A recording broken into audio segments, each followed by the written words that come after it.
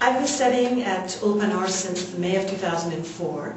When I came here 3 years ago, I didn't know any Hebrew except Shalom and Toda Rabah. In reality, I really didn't know except a little bit from the Bible. And from the first day that I started here, I went back to my hotel and I started speaking to people in Hebrew. That was how quickly they gave me the tools to be able to use my Hebrew right away. I don't live in Israel, I live in Canada, and I come here several times a year and I learn whenever I can. And when I'm in Canada, I do lessons on the telephone, tele-lessons. So I've really progressed in my Hebrew. I have an apartment in Jerusalem, so I'm always in stores buying things and having to deal with Israelis in all sorts of areas. And other than the fact that I still make lots of mistakes, I can really manage well, and it's quite wonderful to have the connection, kesher, im Israeli, with the Israelis. And what can you tell us about the tele-lessons?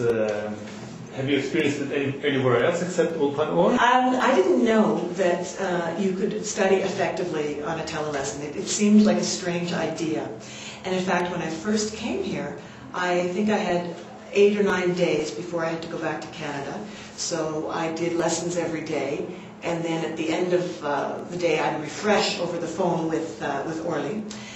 And my plan was to go back to Canada, to Ottawa where I live, and find a tutor there and continue my Hebrew. But I liked the Ulpan-Or method so much, and I'd made such progress even in 8 days, that I thought, I'll continue on the phone. And so it's quite wonderful because it gives every day or however many times a week you have the lesson, you have a deadline, you have something to learn, you have something to discuss, you call the tutor and you go over things on the phone. And again, it's amazing. The only thing you don't get to do is you don't get to be in Jerusalem and be practicing all the time, but you learn so many things. And it's a fantastic way of studying. And I've done it, I travel a lot, so I've been on my way to the Senate in Washington, and I've been in other countries. I did a telephone lesson from the Yukon in the north of Canada because it's portable and it can adapt to your schedule. It's just a fantastic way of learning. Thank you. Did you experience this time something new that we introduced, the Ulpan, the touring Ulpan? What can you tell us about it? The Ulpan is absolutely fantastic. It's something new. And of course, T stands for touring, but Tiul in Hebrew is also a tour or a trip. And this is another really, really interesting and really fun way of learning not only new Hebrew words and vocabulary and expressions, but also learning about the history of Jerusalem. And some of the history of Israel. So in the Ulpan, the student learns about a particular neighborhood in Jerusalem. So, for example, I started with Yamin Moshe, the place where Moshe Montefiore built the windmill and built a whole new neighborhood. So I learned different stories about that neighborhood in Hebrew.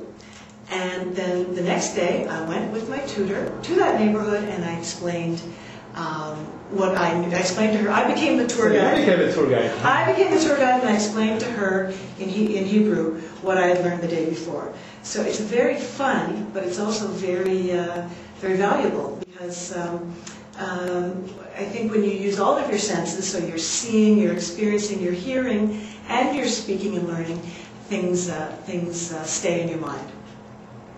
Okay. Would you mind to speak a little bit Hebrew now? אי אפשר. That means it's impossible. כן, כאשר התחלתי באולפן-אור, לא דיברתי עברית. רק שלום ותודה רבה. ועכשיו אני גרה בירושלים כמה פעמים בשנה, ויש לי דירה פה, אני אוהבת לדבר עברית, אני אוהבת להיפגש עם אנשים ישראלים, ואני חושבת עשיתי קשרים עם אנשים ישראלים בגלל שאני לומדת עברית. זה טוב מאוד.